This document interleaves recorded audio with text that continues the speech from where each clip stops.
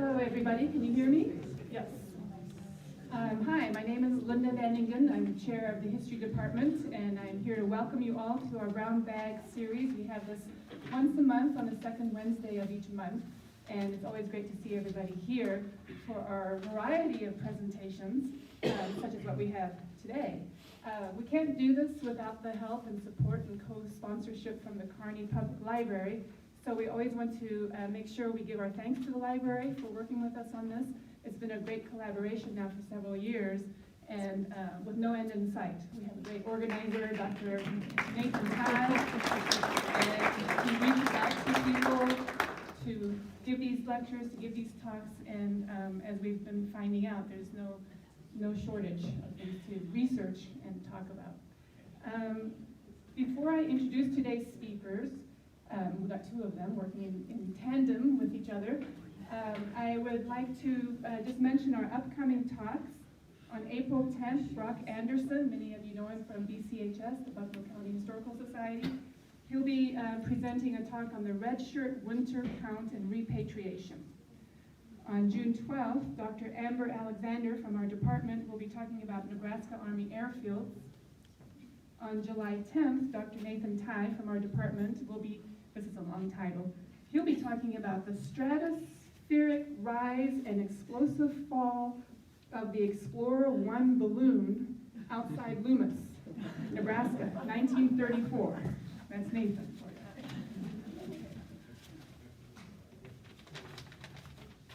He also gave me these notes. I would also like to remind everybody to keep in touch with us. We have a great history homepage on the internet, so just go to UNK, go to a history department, and you'll find us. And we'd like to keep that up to date and keep you all informed about what's going on.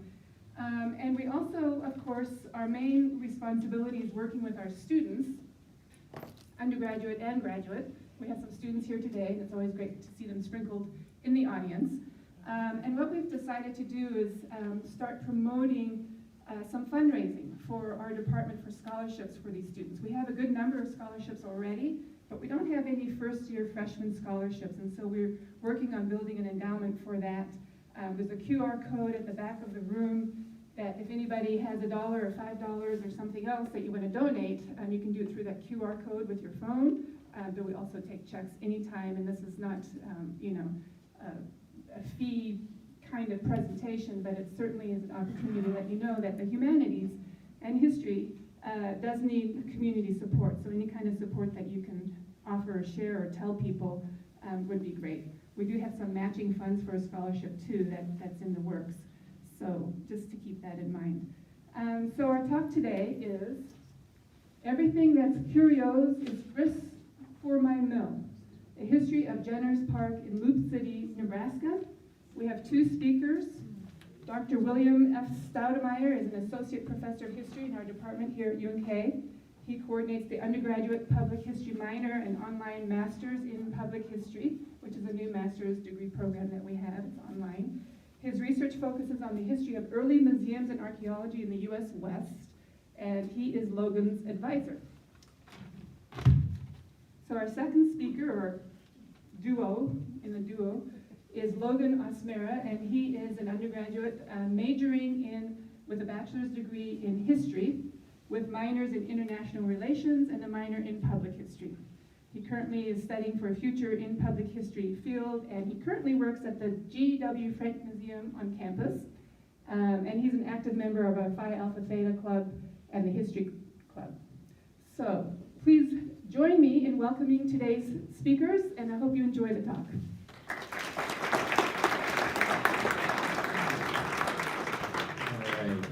Thank you, everyone, for coming. This is an amazing turnout for our talk. I'm Dr. Stoutamire, as Dr. Van Ingen said. This is Logan, my undergraduate student, one of the public history minors at UNK. A little background on this project before we start going through some of the slides. This project began 2 years ago when Logan and I teamed up on a program through UNK that's called the Undergraduate Research Fellowship Program, where he is paid to work one-on-one with a faculty member on a research topic. So we've been working on our research on Jenner's Park for about 2 years, and I want to preface all of this by saying that by no means is this project done either. This is a descending rabbit hole of craziness, and we have a long way to go as we try to unpack the story behind this place, this abandoned museum, zoo, and amusement park in Loup City, Nebraska. Logan's going to give you a bit of an overview of the park in a couple minutes, but what I wanted to start with was a real quick museum history to help contextualize what Jenner's Park is doing and why it is so interesting to those of us who study public history. And so I want to first start talking about the Wunderkammer, or Cabinets of Curiosity, which is the earliest style of museum, dating to about the 1400s, 1500s, and 1600s in Europe. And the example that you see here in this engraving on the right is Ole Worm's Musée Wormiani. It's one of the most famous cabinets of curiosity in Europe. It was in Copenhagen in Denmark. Ole Worm was a Danish professor of humanities and a professor of medicine, and kind of the archetype for the type of person that created one of these Wunderkammer, one of these cabinets of curiosity. You can see how wild and crazy they are in comparison to a modern museum. When we think about a modern museum, we think about a place that's heavily interpreted, where there might be a few select objects on display with lots of interpretive text. We don't think about something that is literally floor to ceiling covered with stuff. And in our eyes, to our eyes, as we've been trained to view the world today, this looks chaotic. It looks crazy. It looks just hodgepodge. Like there's no reason or logic behind it at all. And the name Wunderkammer, which is the German way of saying cabinets of curiosity, or literally wonder rooms, should kind of get you thinking about what these are supposed to do. They're supposed to inspire wonder. They're supposed to inspire creativity. The juxtaposition of random things next to one another is, to a certain extent, intentional. There is some degree of organization in Ole Worm's museum. We have metal objects grouped together. We have stones grouped together and things.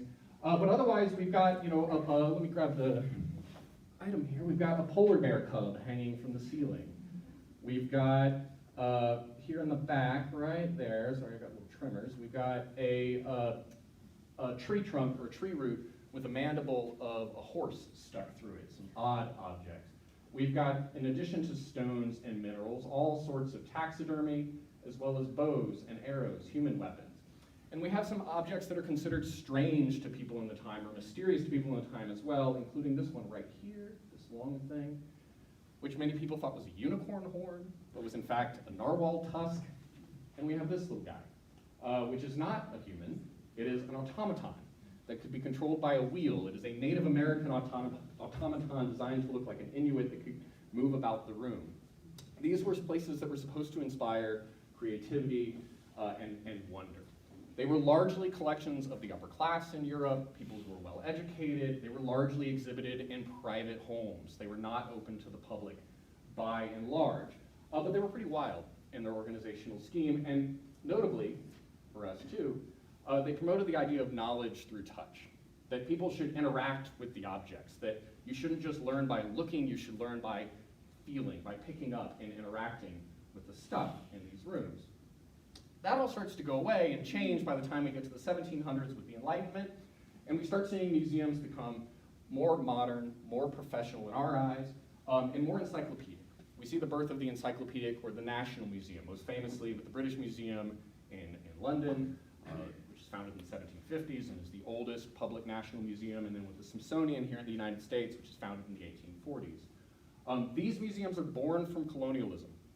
They are born from the expansion of European empires across the globe, and the ability of those empires then to gather things, to collect things from their imperial holdings. And those objects are collected sometimes through sponsored archaeological excavations that are sponsored by the governments of the colonial state. Those objects are sometimes gathered through trade, they're sometimes gathered through outright looting, and sometimes through warfare. One of the most famous examples of that that's been in the news recently is the Benin bronzes, which were taken from the Kingdom of Benin in 1897 by the British Empire after warfare in Benin when they conquered that nation. So we get these large palace-like institutions that emerge, and we see things ordered quite differently than they are in the Cabinet of Curiosity. This is the British Museum, again, founded in 1753. This photo is from some time in the 1800s, but you can see how things are much more organized now. They're organized using scientific taxonomies. They're organized by region. They're organized by type. It's no longer the chaos that you see in a Cabinet of Curiosity. So here we have objects from Assam and Southeast Asia. We have objects from the Asiatic islands here, if I remember correctly. A mix of objects from all across the world, but weapons are organized together. Pottery is organized together. Things are starting to be grouped into types and by region. The Smithsonian, founded in 1846, is going to do much the same thing. This is the Arts and Sciences building, the Smithsonian Castle, we call it today, and one of the earlier 1800s exhibits in the Smithsonian, where again we can see things neatly organized, and notably behind glass, where you can't interact with it, you can't touch it, you can't play with it. Not every institution is going that direction, though, in the 1800s. And perhaps most famously in the United States, we have P.T. Barnum's American Museum. And yes, that's the same P.T. Barnum as of circus fame, Barnum and Bailey Circus. But before he had the circus, he had his American Museum in New York City, not too far from where the trade centers were eventually located, in downtown New York City. It's established in 1841, and it is a mix of things. It is a museum, it is a zoo, it has a theater, it has a lecture hall. It tries to be everything all at once. In many respects, what you're going to see in Jenner's Park is very much so like the American Museum in New York City, but on a much smaller community scale. And it featured all sorts of interesting exhibits for folks to come and see. In addition to the history exhibits, we had the Fiji mermaid, which was the mummified body of a monkey attached to the tail of a fish. P.T. Barnum. We had what was called the Happy Family, which was a collection of over 60 different animals that were not supposed to cohabitate together, all crammed together into one small cage. So you had birds and owls living with mice and rats and cats and dogs and snakes. It was a whole mess. Apparently it was semi-copacetic until they introduced monkeys. Monkeys messed the whole thing up. Why? And we had beluga whales inside this building as well, crammed into a tank that was less than 600 square feet in size. The beluga whales crammed into that small tank died frequently and were replaced repetitively by P.T. Barnum. Small cage sizes for all of the creatures in this building. Incidentally, the American Museum burned in the 1860s, right towards the end of the Civil War, and according to accounts of the fire that burned the museum, you could see animals jumping out the windows trying to escape. So what we're going to talk about today in terms of Jenner's Park is something that's kind of a little bit of all of those things. It's a big cabinet of curiosity. You're going to see that with the museum building at Jenner's Park. It's certainly got a zoo and a theater and that kind of element going on as well, with some of the same animal practices as we see at P.T. Barnum's American Museum. But it's also an institution that greatly benefits from the colonialism that helped to fill the coffers and collections of places like the Smithsonian and the British Museum. And so I'm going to pass it off to Logan to introduce us to the Jenner brothers in the park. All right, so before we can get the Jenner's Park, you have to have the Jenner brothers, people who eventually found the park. And so they were born into a wealthy brewing family in South London, England. You can see their Henry Jenner right up here, and then Robert Jenner right there. No. Gotcha. So you can see Henry Jenner right up here, and then Robert Jenner right up here. Like I said, born into a wealthy brewing family, R.H. Jenner and Sons, which eventually becomes the North Surrey Brewery, which eventually becomes the South London Brewery. It no longer exists, as you might be able to tell. But what's notable about all this is that their father, Henry Jenner, and yes, he named his son Henry Jenner, operated a small curios museum out of their home in Camberwell. And this was something that a lot of wealthy British families did, is they had these small little museums that, like Stoutamire was talking about, were getting stuff from all over the world from those colonialist powers. But also, the Jenners reportedly had connections to the Egyptologists at the British Museum. Now, Egyptology, really quick, is basically this study of all things that are ancient Egypt that a lot of European powers were doing in the 19th century. And what's interesting is that they also claimed to attend Eton and King's College in London. Now, Eton and King's College is basically like the Harvard of England. That's where all the royalty goes. That's where anyone who is notable in Britain goes. So to have claimed to have attended Eton and King's College is quite the claim to Eton. But did they really? Well, we emailed them and asked them, do you guys have any records of Henry or Robert Jenner attending? Because as an institution that serves the royalty, they have really good records. So we wait a couple of weeks and we eventually hear back. We can say with some certainty that Jenner did not attend Eton. So if they're lying about this, what else could they be lying about? And as we'll come to find out with Jenner's Park, you can't really believe everything they say. So we have these two wealthy British people. How do they end up in Loup City, Nebraska, of all places? Well, Henry sees an ad from the Rathbone and Company American Colonization Society in one of the magazines. And the society says, if you give us $10,000, we will send you to the Great Plains and we will teach you how to farm. Sounds like a pretty good deal if you're a wealthy British man who has absolutely nothing else to do with his life. And so eventually Henry moves to Loup City, Nebraska. He's actually one of the last of what they call the British crowd in Loup City. And then eventually Robert Jenner joins him as well in the 1880s. So by the 1890s, however, they quickly realized that farming kind of sucks. They had grown up in privilege, and so this hard labor that is farming in the Great Plains, it just wasn't for them. And so instead of farming, they decided they're going to go hunting exotic animals in the Great Plains, and they're going to ride, and they're going to play sports, and they're going to do all this other stuff. But eventually they decide, Loup City's a pretty cool place. I think we're going to settle down here. So by the 1890s, they settled down, they married, and Henry really starts a lot of businesses in Loup City. He starts farms, ranches, he owns the town's creamery, and is actually Loup City's water commissioner for a while. Eventually, Henry married Laura Lee Smith, who was also a person from money from old Kentucky money, and they purchased a house and 7 acres along Dead Horse Creek. And those 7 acres very quickly turn into Jenner's Zoological, Educational, and Amusement Park.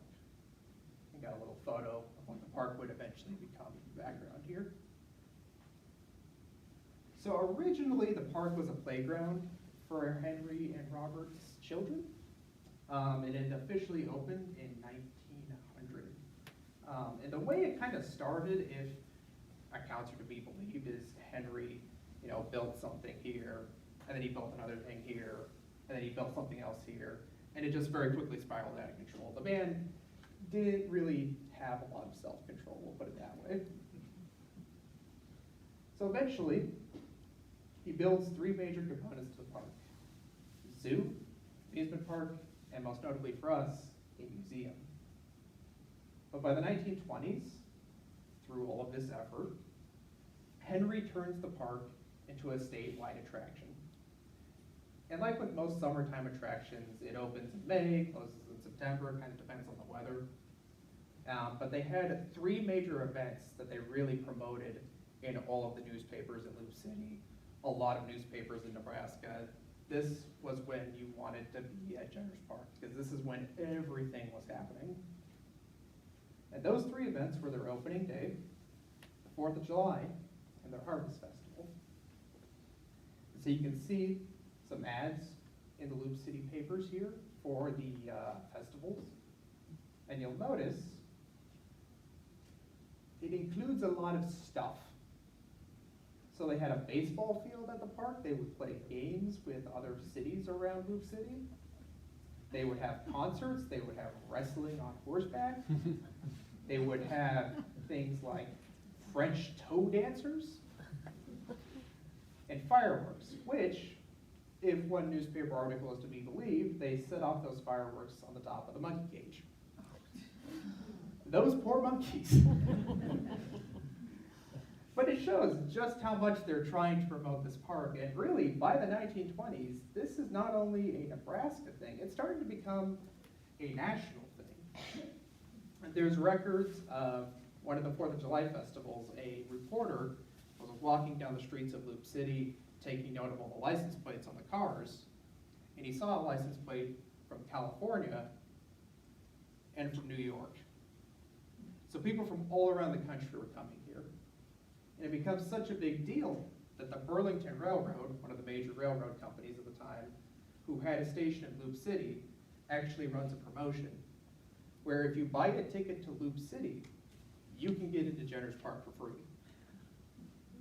So it's a big deal. Such a big deal, in fact, that in the 1930s, Henry and Robert Jenner decided they're going to run a statewide ad campaign. And as you can see from all of these places that we found the ad in, a lot of very random places, like Chapel and Valparaiso, just random cities out in the middle of absolutely nowhere, barely have more than 300 people. But it just goes to show you how much they wanted to promote this park.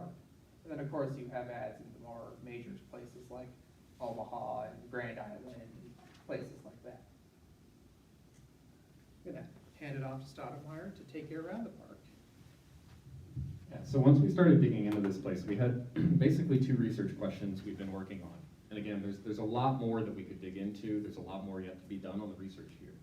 But our initial 2 research questions were, what the heck did this place look like? And how did they collect all the stuff? And Logan's gonna take the how did they collect all the stuff component in a minute. But I'm gonna start with what did this place even look like? Because you can visit Jenner's Park today.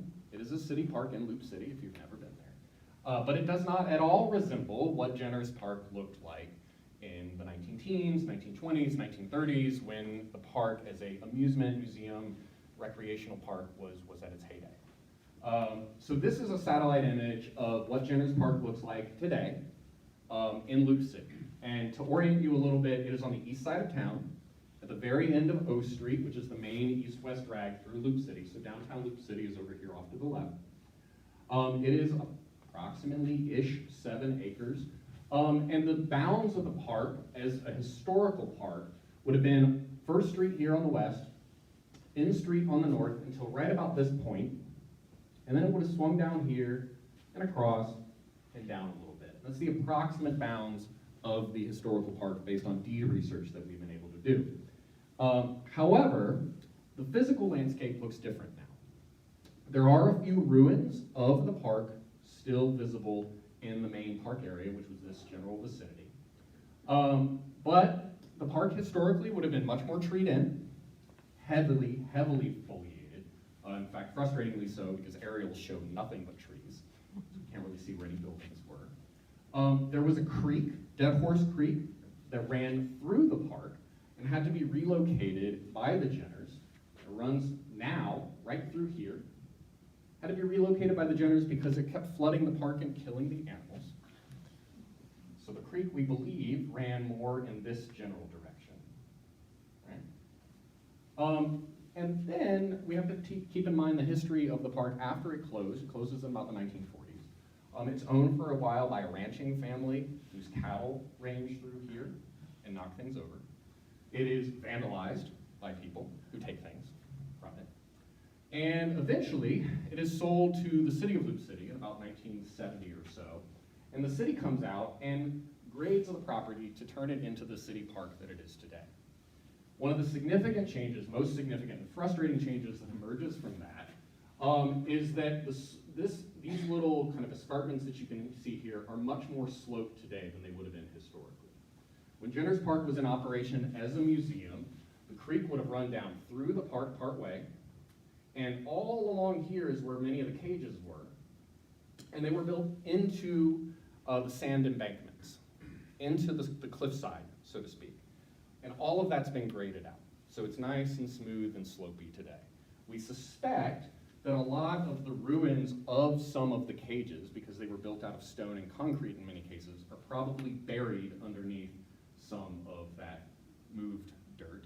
So if any of you have ground penetrating radar and wants to give me money to pay for someone to take ground penetrating radar out there, I would love to do it, because I suspect there's a lot of really interesting stuff just underneath the ground that's been buried by subsequent use. We also have down here where the baseball field would have been historically, and then a parking lot would have been now a pool and tennis court. So that's been significantly altered too. So again, all of this is a city park today. You can go and visit it. And what we thought we would do is provide you with a little bit of a tour of the park and talk about our process of trying to reconstruct what the park looked like. We have three things that we can use, more or less, to help reconstruct what the park looked like. One is the ruins. So this is one of the ruins that's visible today. This is a photograph from about exactly a year ago when there used to be snow on the ground in February. And here on the left-hand side, you can see how the ground is much more sloped than it used to be historically. So we have some ruins on the property that we can look at and try to pair with historic photographs. And Logan and I, in partnership with History Nebraska and working with Sherman County Historical Society, have managed to locate about 400 to 500 photographs of the park. Okay? And then on top of that, we have this wonderful resource, the official guide to Jenner Zoological, Educational, and Amusement Park. We have a 10-year run of these. They were printed by the local newspaper. We have a 10-year consecutive run, so about a quarter of the park's history. This includes an inventory of everything in the museum's collection, which Logan will talk about in a minute. Fascinating look into what the museum held, but it also includes a walkthrough with instructions for which direction to turn. And so once we pull together modern ruins, historic photographs where we can peg things together, and the tour guide, we can start to put together a picture of what the park would have looked like, and feel like crazy people. I forgot I inserted that. This is what we felt like doing a lot of this research. Right? Oh yeah, oh yeah. So we can start to put together a picture of what the park might have looked like, okay? And again, this is an approximation of what we think the park would have been, or how it would have appeared. Parking lot down here after the baseball and sporting field, entrance over here right at the end of O Street. You would have descended down, pretty significantly down, into this kind of washed out section of the creek bed. And then you would have turned left, if you're following the tour guide, and proceeded up past all of these cages and exhibits, and eventually over across the creek into an area that was known as Lover's Lane, which was kind of a garden space you could walk through. And then you would have come back down here, where up on the rise, up above, climbing back up, would have been the Mummy House and the Pavilion, both of which Logan will talk about. So we're going to give you a very quick photographic walking tour of the park, but we're going to preface it by saying what the Jenners said at the start of their tour guide. Which Messrs. Jenner, in issuing this guide to their visitors, wish to state that while every effort is made to keep the cages stocked with specimens as described in this guide, vacancies unavoidably occur, which are not readily filled up and may cause slight errors in the description. Vacancies unavoidably occur is a very polite way of saying the animals keep dying and we have to replace them with other animals, so things change. That's part of the process here. So this is a snapshot of what about the park would have looked like, recognizing that things are constantly changing, and that the Jenner brothers themselves are constantly adding exhibits. Their craftsmanship, they built everything, and their craftsmanship is pretty remarkable. So this is the entrance to the park. The upper left here, we have the older version of the entrance, when it was just a wood-framed entrance, and then a little glimpse of the ballpark that would have been off to the south. So you're facing east in this image. Eventually, that entrance is replaced with this larger stone structure with a couple ticket booths on either side. You can still see the ballpark entrance over here on the right. And that larger stone structure is one of the anchor points, one of the ruins that is still there today that we can go and see. And this one isn't really, I wouldn't even describe it a ruin. It's in pretty good condition. One of the parts of the park that's still in existence. When you would go through that gate and down into the park, which you can see behind you here, you would be met with a large lawn. And you would be greeted by two cannons pointing straight at you, sometimes armed by children. Two cannons pointing straight at you. These have also become kind of an anchor point for our attempt to reconstruct the park. And in the background, you can see the ocean wave ride, which is another signature feature, as well as one of the refreshment houses.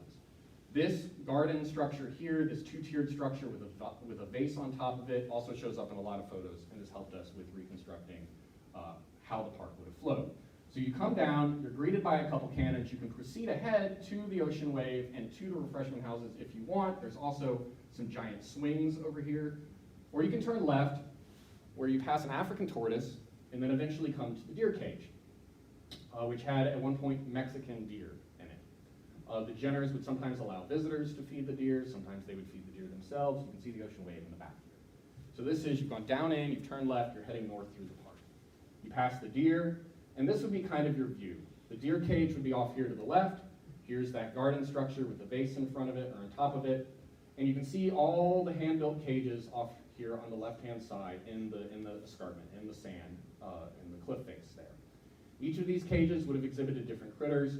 There's a kinkajou in here. There's a bird cage, which I believe is this one, that has a wild mix of birds, macaws, parakeets, cockatoos, all sorts of things.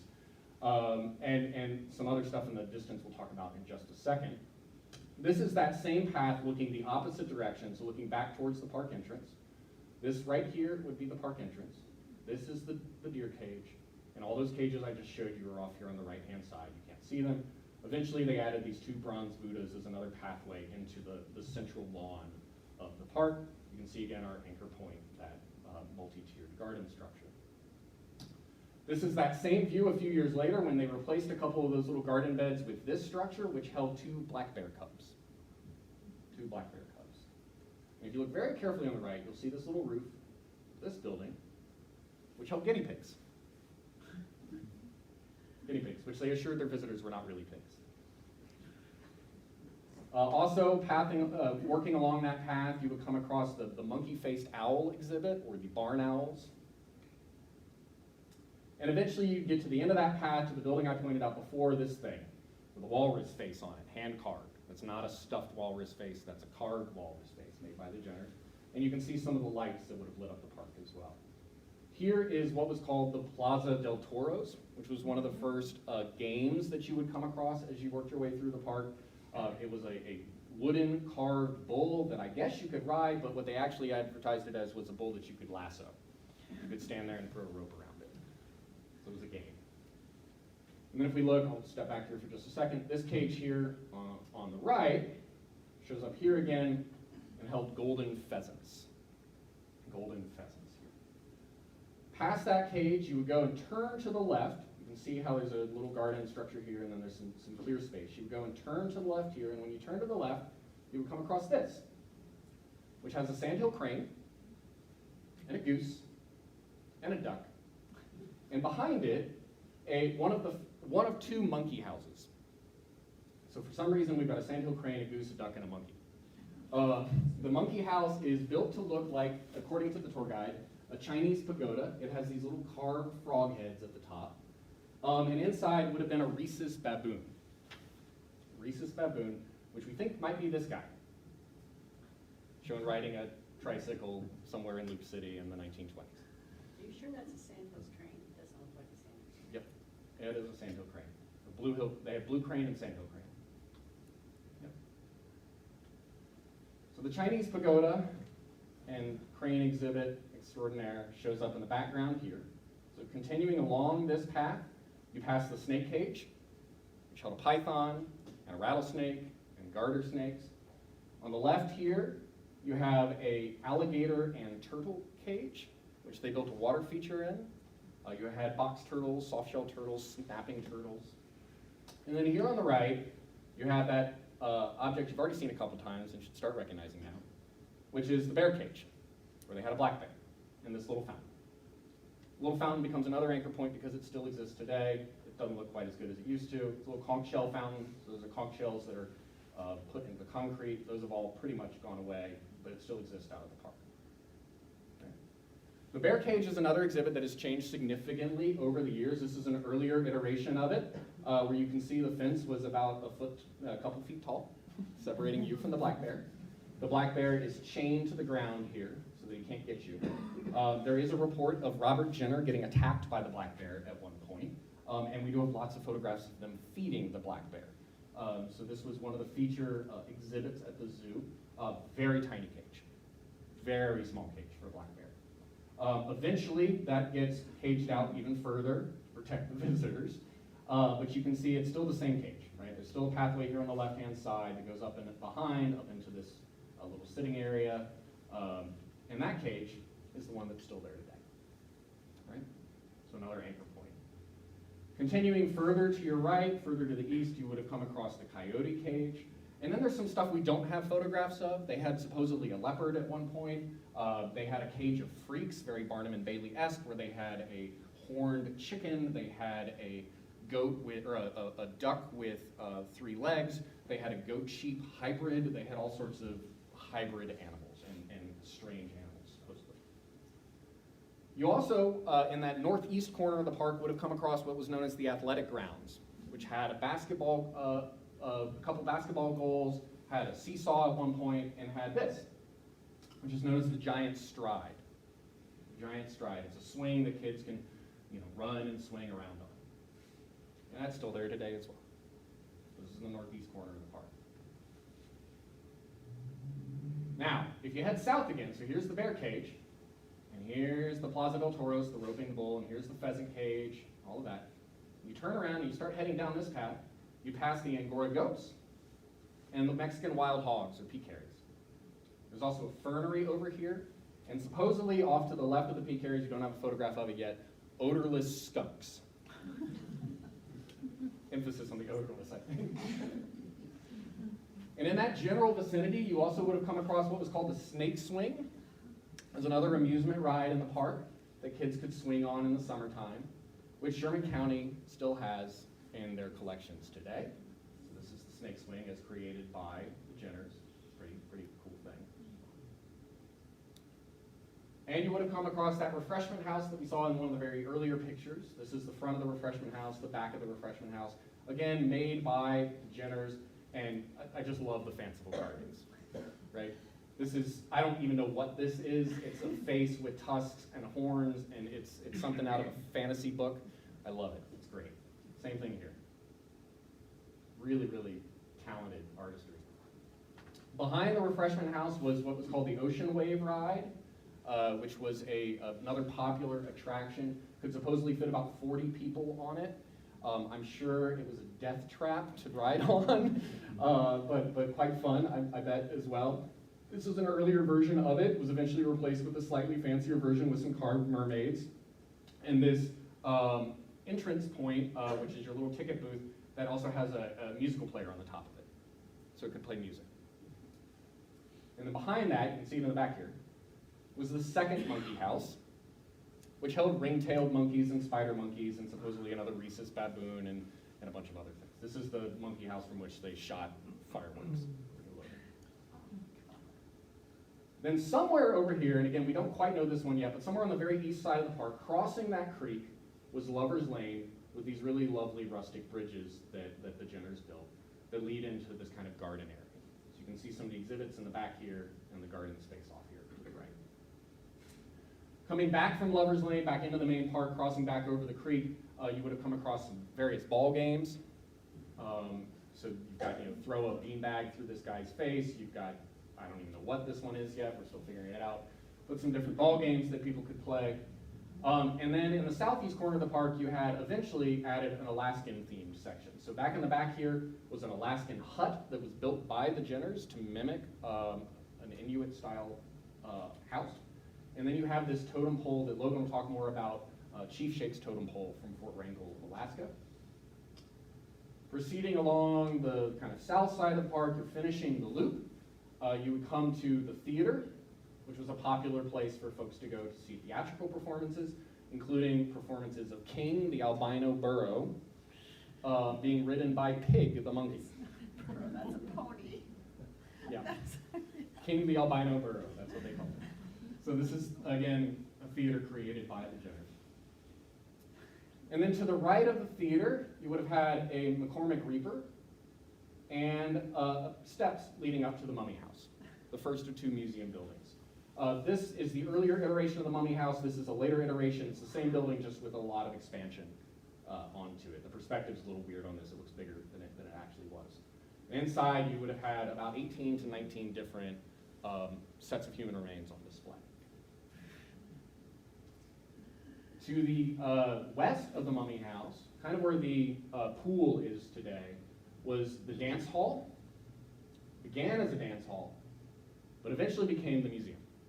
And this is where that cabinet of curiosities thing comes in, because it is wild. You've got all sorts of objects on display in here, which I'll let Logan talk about in a minute. Here's the dance pavilion, or the museum building.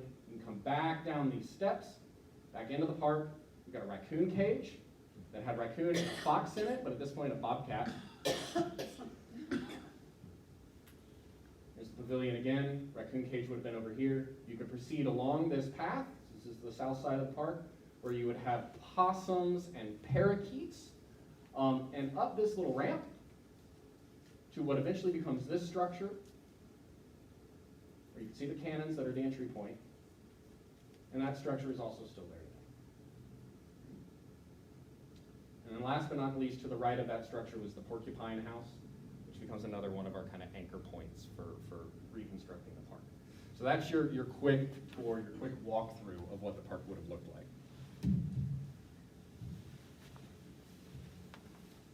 So this is all really fascinating stuff, but for public historians, what we were really interested in is their collection. Now what's unique is that the Jenners, in their tour guide, described basically everything that was in the museums, which was really unique for us because how many museums do you go to where they hand you a tour guide? Oh, there you go. How many museums do you go to where they hand you a tour guide and it lists every single thing in the museum? Not a lot. But the Jenners, they did that. And through that, we've discovered they have well over 1,000 items. You can see a small tidbit of them there. And these artifacts were from all over the world. And I mean all over the world. They also had the items vary in age.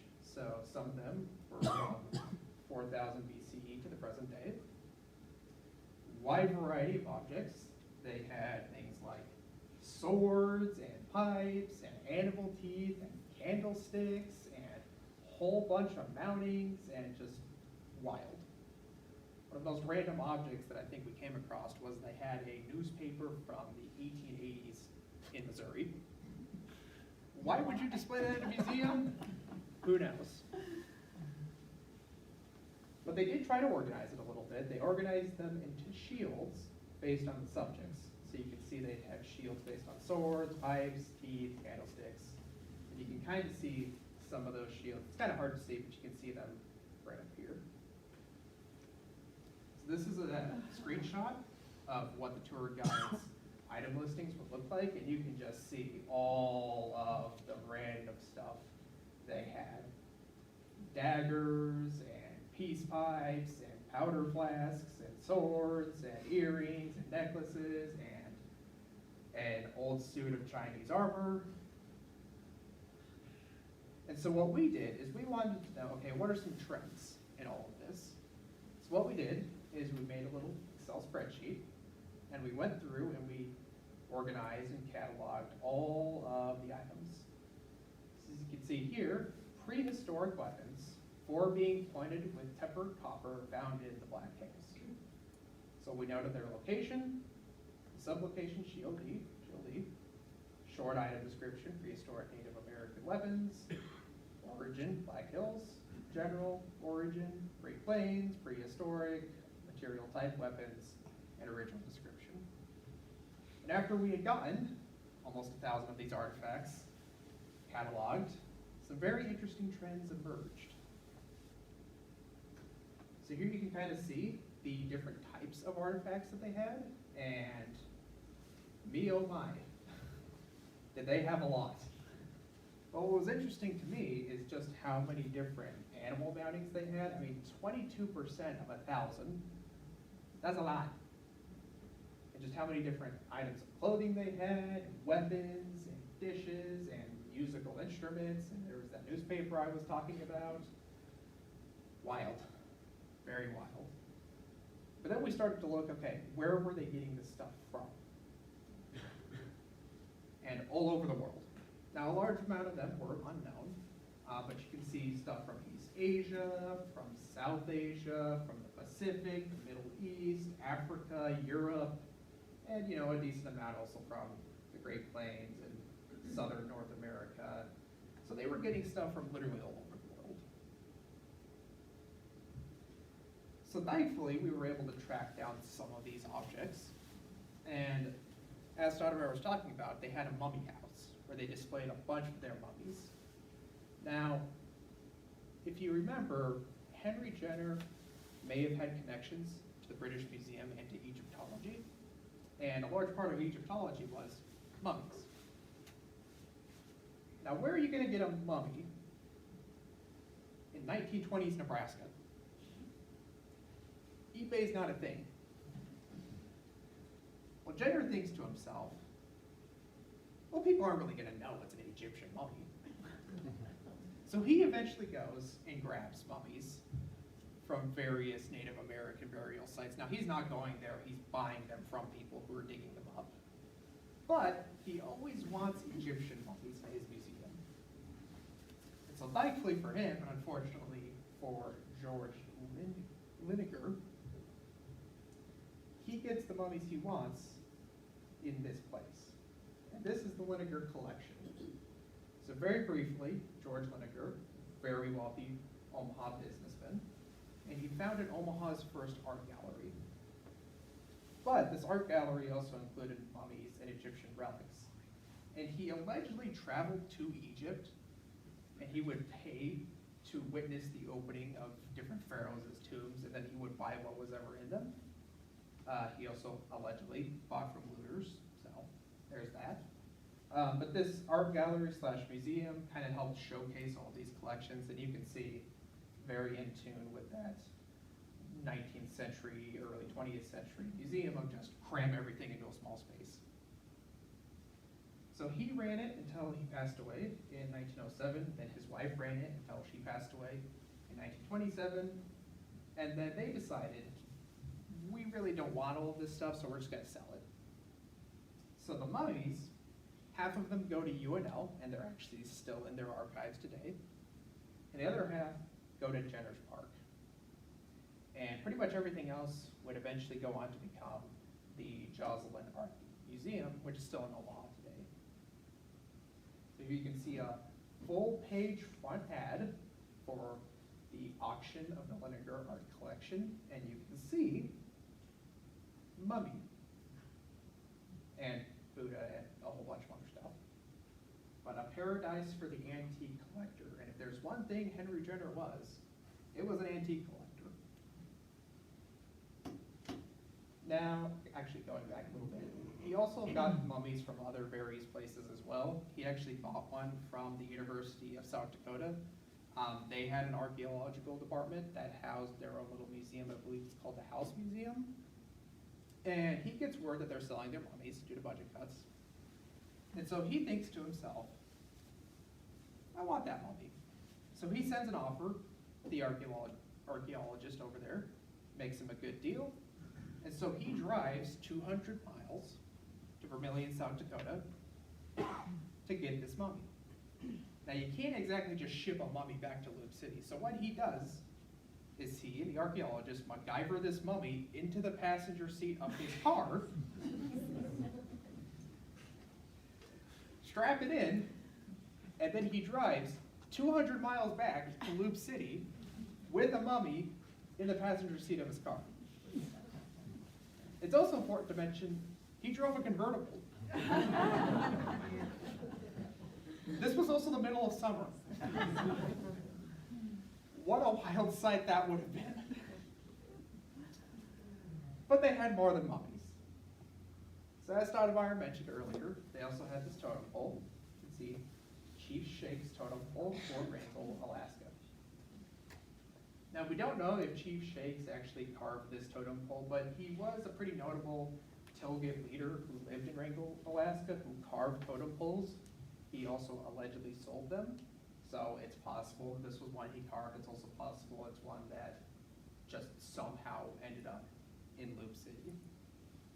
Now it arrived in the park in 1926, and we actually have a letter that Henry Jenner sent to his son, Robert Jenner. Yes, he named his son after his brother. Very confusing. But this letter says, expect a totem pole from Seattle this week, an original one. Henry Jenner sends a letter to his son saying, yeah, I bought a totem pole. It's coming. Put it up for me, please.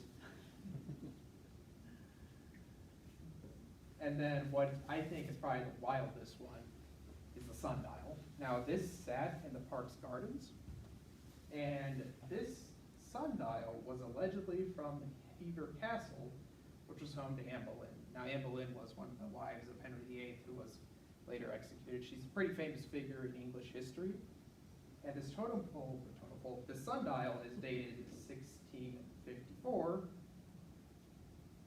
but we aren't really sure if this is an original one, because according to an ad for the park, Mr. Jenner visited the garden a few years ago in Hever Castle and found the sundial in disuse.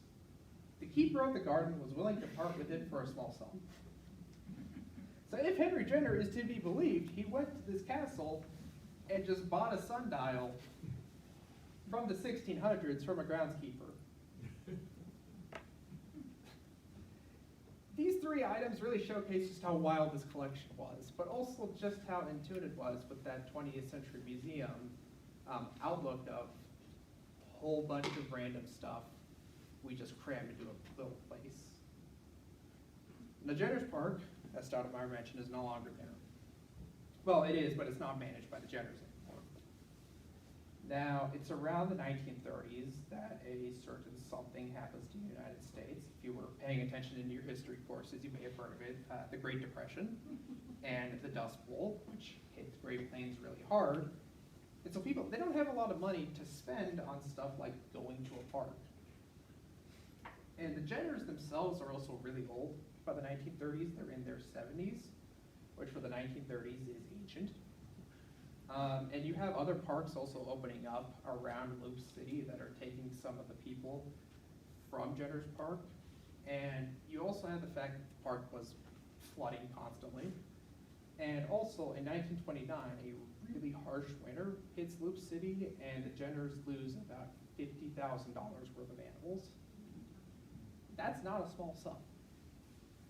And so eventually though, 1940s comes around. In 1940, Robert Henry Jenner's brother, passes away. So it's just Henry managing the park now. And Henry, I mean, he's old at this point.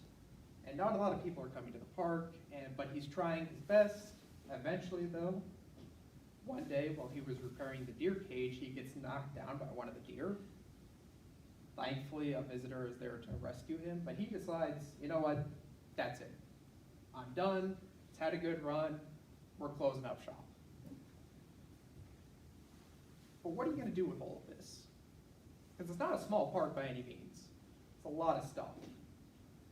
Well, before they can decide what to do with it, looters and polluters basically break into the park and steal a whole bunch of stuff, destroy a whole bunch of other stuff, and it's so bad, in fact, that Robert Jenner, Henry Jenner's son, he can't even look at the park for the longest time because he's just so depressed to look at it. Now, Henry Jenner tries to sell it to the city. City doesn't want it. Again, Great Depression, World War II, they don't have a lot of money to spend on this type of stuff, so they eventually do sell it to that cattle ranching family. That just furthers the destruction of the park. And in 1955, Henry Jenner passes away at 93. He had actually went blind a couple of years earlier, so it's this really kind of sad tale of what was one of the greatest attractions in Nebraska. And it's one that a lot of people, even in UNL at this time, were saying, this is something that we need to preserve. Fortunately, the world doesn't really work that way. But nonetheless, in 1972, the city, the Loup City, buys the park, and they transform it into this modern day kind of swimming pool, playground type deal. But even today, in the Sherman County Historical Society, there's still remnants of Jenner's Park, and thankfully they've done a wonderful job preserving it for us, so that me and Stoutamire can interpret it and bring it to the forefront once again.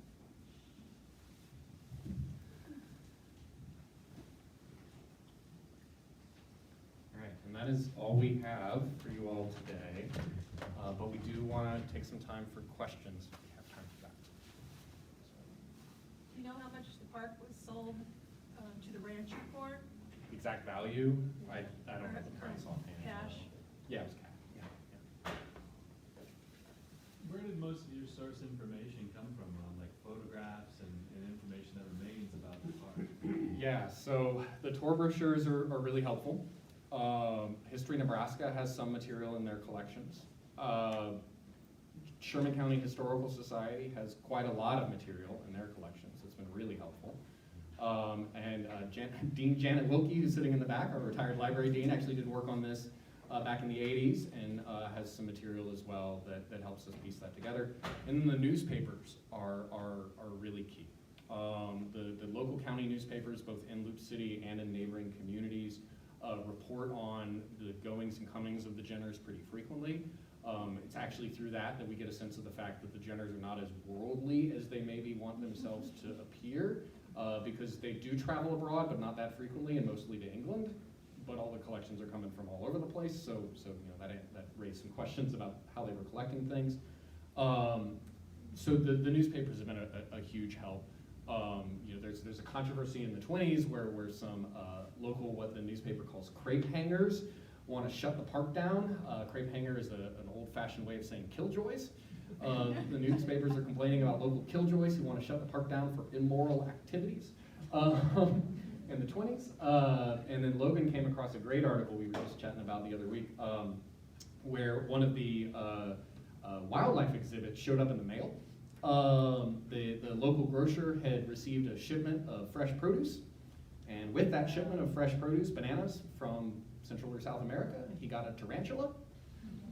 And the local grocer couldn't decide what to do with the tarantula, so he just gave it to Jenner's Park to turn it into an exhibit. So that's been a huge component of how we've started to piece together things. And one of the things we want to do with the database going forward is start linking it to some of those newspaper articles that are reporting on the goings and comings of different objects and such, so we can have kind of a centralized place that helps us track their acquisition of materials. Yeah. In reference to the museum, what is a shield? You want to take that? Yeah.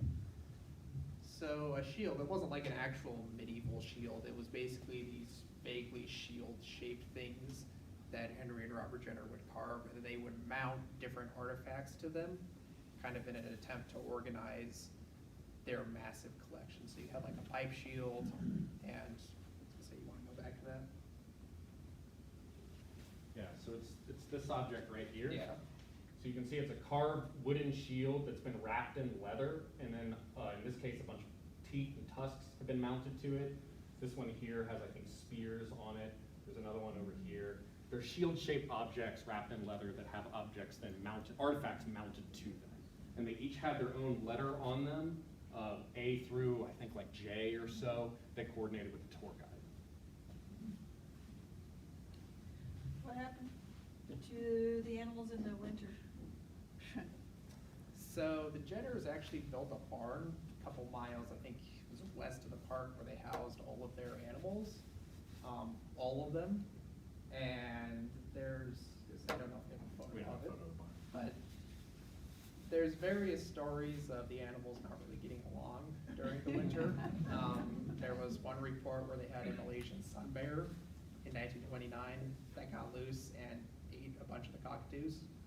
They call it the Great Jenner's Park Massacre in 1929. But yeah, but that's where the animals were during the winter. Yeah, and they also took some home, we think. So we came across, going through some family photo albums, pictures of the Jenners with one of the cranes, one of the sandhills, just in the photo with them, just chilling. And a photo of some young women in the community with a macaw on a bird stand behind them at home, and macaw was one of the exhibits. So I think some things went to winter quarters, some things went home. Where did they get the money to support this? I mean, was this a profit-making venture that kept them No. afloat? It was. I think it made some money, but they also came from some money. So that, again, their family owned 2 different breweries in London. We came across some estate paperwork indicating that one of their sisters was given what would be the financial equivalent of about £500,000 when their father died as part of the estate. So this was a family with some degree of wealth, and we think that helped float a lot of it. Are there any descendants of the Jenner family left that you could find? Not really. Their son, Robert Jenner, Yeah. did an interview with Janet Wilkie, Okay. but he's gone now, so not really. So you talked about the importance of newspapers in advertising Jenner's Park, and Logan discussed how one of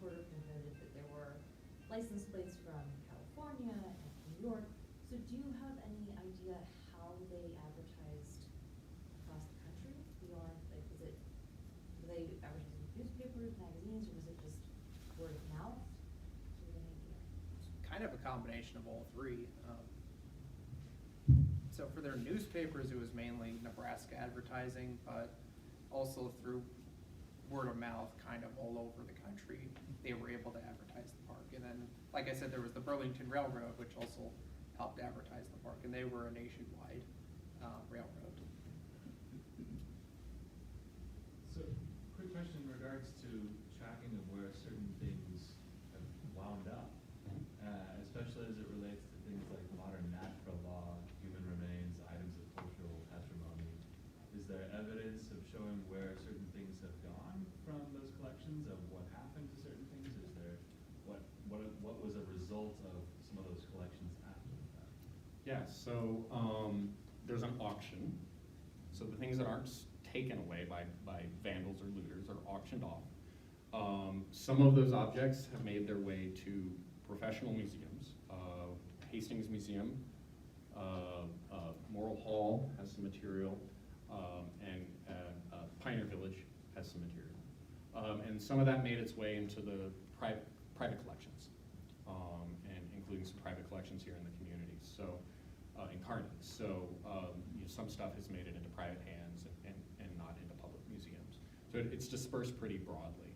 But we're working to try to, find where different objects have indeed gone and add that to our document as well, so we can kind of have a full history of these objects. Yeah.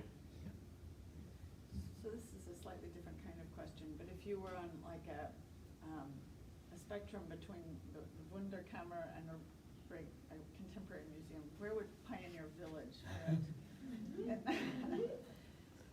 Pioneer Village is a very 1950s Americana museum, is what I would say. But So it feels like you can touch things almost right there, can't you? they don't let you touch They things don't anymore? No, I don't think so. They have all these quotes that are other people's quotes, but they always say they're by the guy who built it. It's like, Yeah. no. Okay. Yeah. Are you working towards a book or a memorial at Jenner Park itself, or some goal? So that's a great question, yeah. So Logan and I are gonna work with Sherman County on a few ways to interpret the park in the community. And one of those is to do a walking tour, a virtual walking tour that you can have on your phone, to tour around Jenner's Park and to go to the sites of some of the different notable structures and learn a little bit about the history. So it'll be you can go to where we think the mummy house was and pull up on your phone information about the mummy house. You can go stand in front of the barricades, because there's no interpretation of any of the remnant structures currently.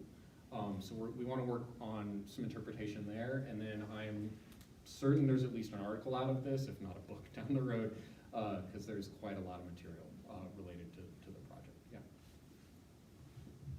I'm just stunned that you think that these two men made all those structures, whittling or woodworking and masonry and all that.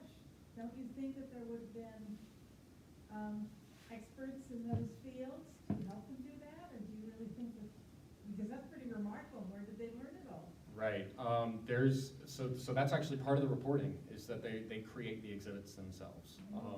Yeah. And at one point there is when they're redoing the south end of the park, and they replace the baseball field with a parking lot. They build a couple kind of masonry plinths, and on top of that put totem poles. So you drive between these two into the parking lot, and the newspapers in the time report that the Jenner brothers carved the totem poles themselves. So they made fake totem poles to abut the entrance to the parking lot. So they seem to have had some pretty good technical skills there. There's no reporting of anybody else really helping them with the building. Yeah. Yeah. In regards to the artwork, I'm hoping that it wasn't filtered. I'm hoping that it was sold before the theft began. And I'm wondering if they did, if any authentication occurred, being as they were prone to hyperbole. Authentication by the Jenners? Anybody. By anybody, no. No. No. So, I mean, that's part of why we want to see if we can find the objects today.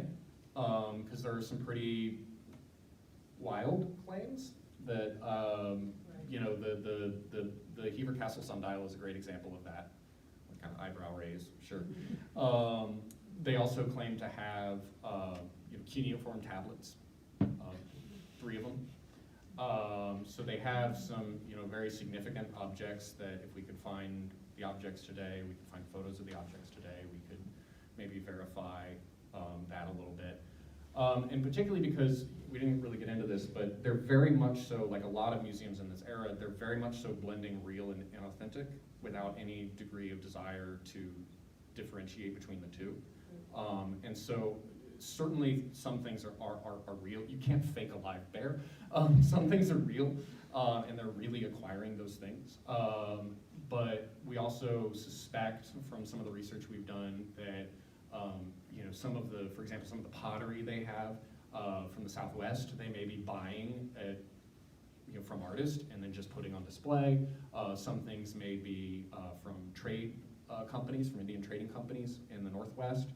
We think that in the case of a couple of the Alaskan war clubs that they had may have come from trading companies that were producing those goods for tourists to consume, and so they may not actually be, you know, authentic, genuine objects. They may have been tourist productions that are then intermingled with authentic, genuine objects that are from all over the world. Looking at the inventory that they have of their artwork, how much of it are you aware that still exists, that's still around somewhere? Proportionally, that's a tough question to put a number on at this point, but somewhere between 50 to 70% possibly. Really? Yeah, we think we've been able to locate. Yeah. Yeah. Did they live close by, and was their housing considered grand for the area? I don't think they particularly had a grand house, but they did live nearby. Yeah. Other questions? All right, well, thank you all for coming.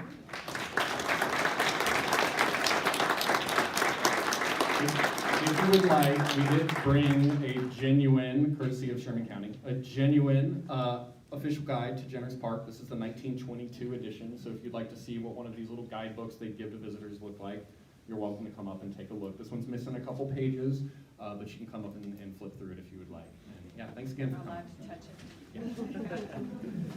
Yeah.